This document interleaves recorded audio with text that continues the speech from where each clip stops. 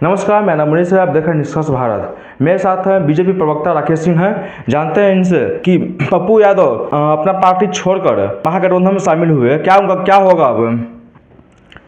पप्पू यादव अपनी मर्जी से शामिल हुए हैं, अपनी पार्टी का विलय किए हैं कांग्रेस में। लेकिन विषय है कि कांग्रेस में विलय तो कर लिए, लेकिन राष्ट्रीय जनता दल बीमा भारती को टिकट दे रही है।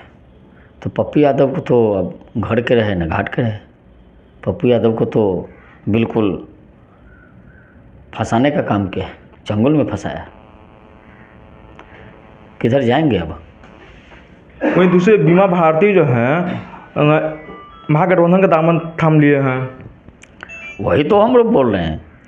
जब बीमा भारती को राष्ट्रीय जनता दल ने ज्वाइन करा लिया, तो चुनाव जैसी चर्चा है कि उनको चुनाव लड़ाया जाएगा, तो बीमा भारती जब लड़ेंगी तो पप्पू यादव कहाँ जाएंगे? वही तो बता रहे हैं। पप्पू यादव जी वास्तव में न घर के रहे न घाट के। पार्टी का भी विलय कर लिया और उनको बिल्कुल फंसा भी दिया। अब जाएंगे कहाँ? कैसे लड़ेंगे चुनाव? राष्ट्रीय जनता दल के नेता लालू जी ने तो उनको पहले कांग्रेस में भेज दिया, और कांग्रेस में भेजने के बाद फिर से बीमा भारती को ज्वाइन करा के उनके पीछे लगा दिया। तब दोनों जब लड़ेंगे तो पप्पू यादव जी की स्थिति क्या होगी, समझ सकते हैं। पप्पू यादव जी को ठगने का काम किया है। लालू यादव जी कभी भी बिहार में किसी यादव को नेता नहीं बनने देंगे, पहली बात। दूसरी बात, लालू यादव जी ने अपने बेटे को सेट किया है। अब वो चाहते हैं कि हमारे बेटे के सामने में कोई यादव खड़ा ना हो पाए, कोई जीत ना पाए, कोई लड़ ना पाए। तो ये लालू यादव का यह षड्यंत्र चलता रहता है। लालू जी ने कांग्रेस के जो प्रदेश अध्यक्ष हैं उनको भी नहीं छोड़ा, उनको अपने घर पर बुलाया, उसके पहले सिंबल बांट दिया। इतनी बेइज्जती की, सीट शेयरिंग हुआ नहीं और सिंबल बंटने लगे। तो क्या लगता है महागठबंधन सब ठीक है? क्या लग रहा है अब इसमें अब जो स्थिति है उसको कैसे कह सकते हैं कि ठीक है?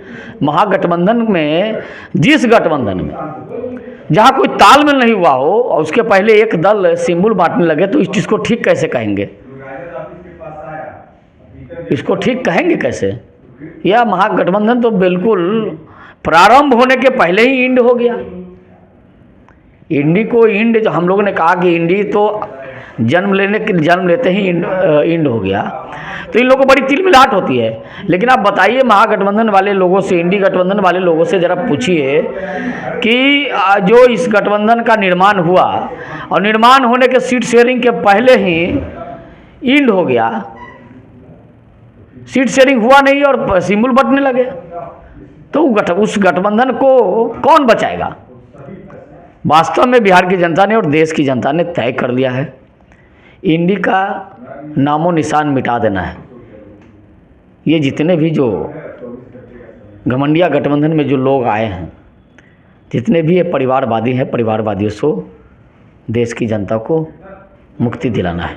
आप लोग सीट कब क्लियर होने वाला? हम लोग का सीट शेयरिंग हो चुका है, और अब कभी भी किसी समय उम्मीदवारों की घोषणा हो सकती है। आज जदयू के उम्मीदवारों की घोषणा हुआ है। तो आखिर जदयू का हो गया है, लेकिन कहते हैं आप लोग एक हैं, फिर भी अलग अलग क्यों घोषणा हो रहा है? हम लोग एक है ही। हम लोगों ने सीट पहले शेयरिंग कर लिया है। अब उन दलों को अधिकार है अपने कैंडिडेट के नाम का अनाउंस अपने सुविधानुसार कर सकते हैं। हमने सीट शेयरिंग कर लिया है। भाई सीट, ये 6 सीट आपको है, 8 सीट है, या जो भी सीट दिया गया, तो अब तो उनको अधिकार है, या साथ में कर ले या फिर अलग अलग भी कर सकते हैं। उम्मीदवार तो एनडीए के ही कहलाएंगे ना।